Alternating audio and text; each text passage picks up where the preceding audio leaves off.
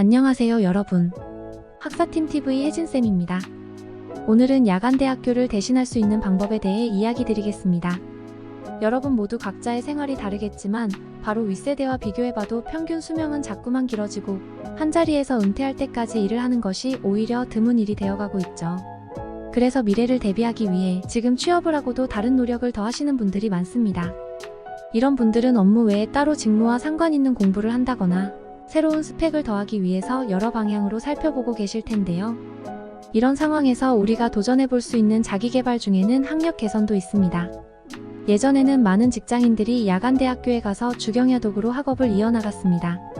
세세한 기준은 학교나 학과마다 다르지만 보통은 저녁 6시 이후에 강의가 있고 산업체 경력이 있어야 지원할 수 있는 취업자 전형으로 모집을 했습니다.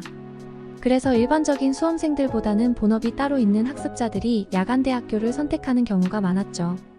하지만 약 10여 년 전부터 각종 사이버대학과 원격 교육기관들이 활성화되면서 입학생 자체가 이전보다 줄어들어 많은 야간대학교가 폐지되는 추세입니다. 남아있는 곳도 일부 학과에 한해 운영되고 지방으로 갈수록 모집하는 곳이 더욱 줄어들다 보니 야간대학교를 선택하기가 쉽지 않습니다. 그래서 오늘 소개해드릴 제도는 학점은행제입니다.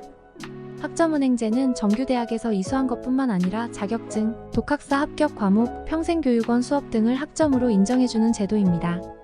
이를 통해 정해진 요건을 갖춘다면 2년제 또는 4년제를 나온 것과 법적으로 동등한 수준의 학위를 받을 수 있습니다. 요즘처럼 야간대학교가 줄어든 상황에서는 아주 유용한 학력 개선 제도 중 하나로 쓰이고 있는데요. 야간대학교는 편입을 한다고 해도 4년제 기준 2년은 다녀야 대졸이 되죠. 반면 학점은행제는 학위 요건만 갖춘다면 굳이 몇 년을 다니지 않아도 되다 보니 빠르게 학력을 업그레이드해야 하는 학습자에게 더 적합합니다. 특히 보유 학점이 많은 경우라면 이를 활용해서 단기간에 학사 학위를 받을 수도 있습니다. 예를 들어 3년제 건축과를 나와 관련 자격증까지 보유하신 경우 교양 수업만 한 학기 수강하고 반년 만에 건축공학 학사를 받을 수 있고 고등학교까지만 나오신 분들도 자격증과 독학사를 활용해서 1년 만에 경영 전문 학사를 따기도 합니다. 이때 평일 낮 시간대 수업이 있다면 직장인들은 참여하기가 어려울 텐데요.